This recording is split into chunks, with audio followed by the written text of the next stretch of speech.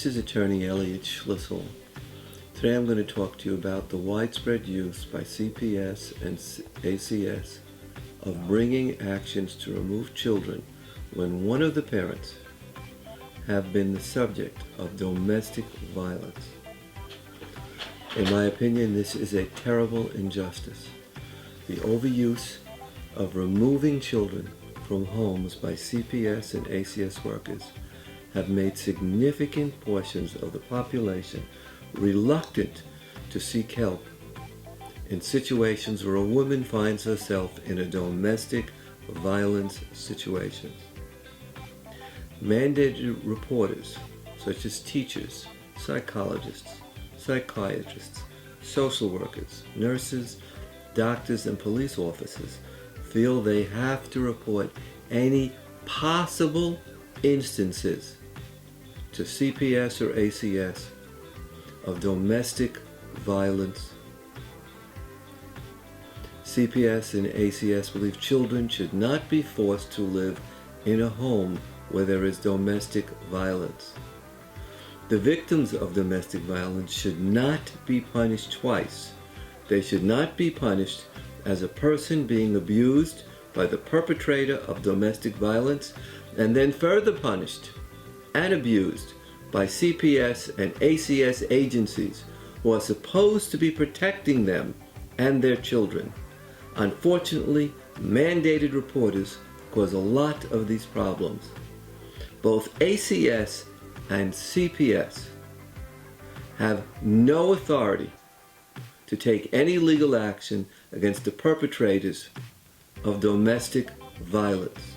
They cannot arrest these individuals.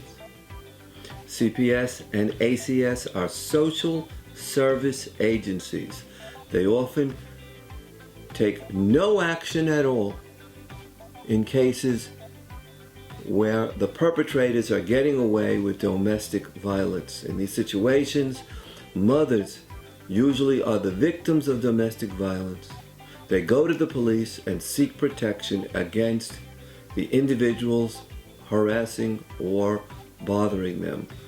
Most mothers do not understand or think that the CPS workers who show up in their home are there to protect them.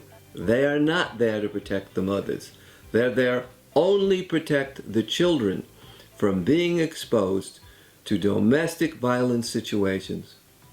And they often seek removal of the children from the home where the mother is subject to domestic violence. CPS and ACS are not law enforcement agencies, and they have no law enforcement powers. They do not have the power to punish the perpetrators of domestic violence. They only have the power to protect children and remove them from situations which put them in immediate danger involving households that are subject to domestic violence. This power was not designed to punish the individuals who are the subject of domestic violence, but in the end, the mother, if she is subject to domestic violence, is punished twice.